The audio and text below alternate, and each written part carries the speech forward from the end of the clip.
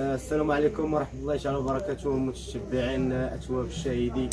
مرحبا بكم اليوم معنا فيديو جديد إن شاء الله. اليوم غادي نوريكم هذا البروكر المطروز هذا، الشكل ديالو اللي فيه ثلاث الوان، فيه الشيبي وفيه الباج وفيه البناني. راه ديجا فرشتو معكم ديال هاد التفريشه اللي غادي نقول لكم دابا. التفريشه يعني مبدله على التفريشه الاخرين اللي ديجا صورت لكم.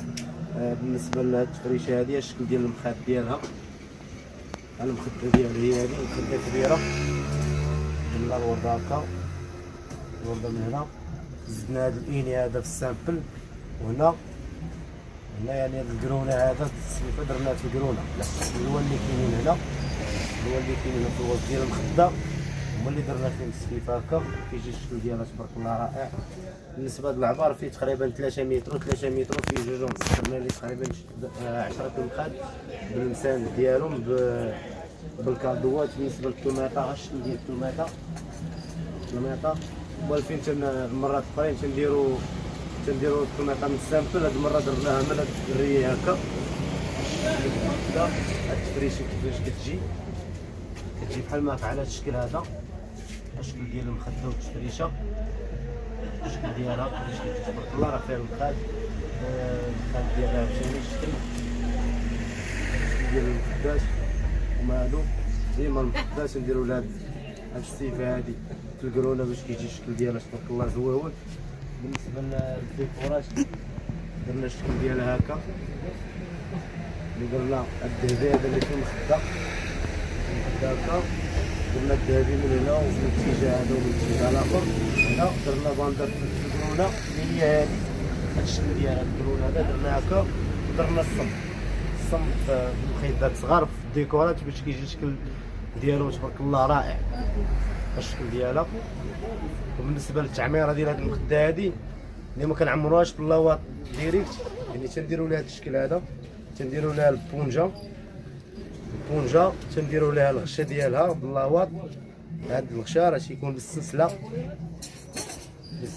باش الكليه اللي بغى مثلا يعمر المخده ولا هذا راه تيحيد هكا تتعمر عاديه، وملي كتسبن وتعاود تقاد راك تعاود ترجع في المخده نيشان. يعني ما يعني خدمه هذه خدمه متقونه بالنسبه للمخاد ديالها. السلسله عاوتاني كتشد السلسله ديالها هكا.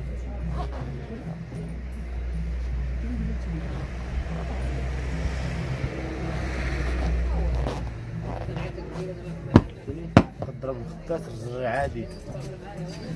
بالنسبه للون اللي فيه راه فيه هذا البناني هذا، وفيه الباج وفيه الشيب الفوقاني.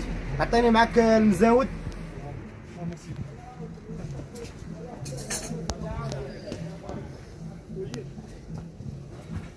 بالنسبه لهادو درنا لهم المساند ديالهم، الشكل ديال المساند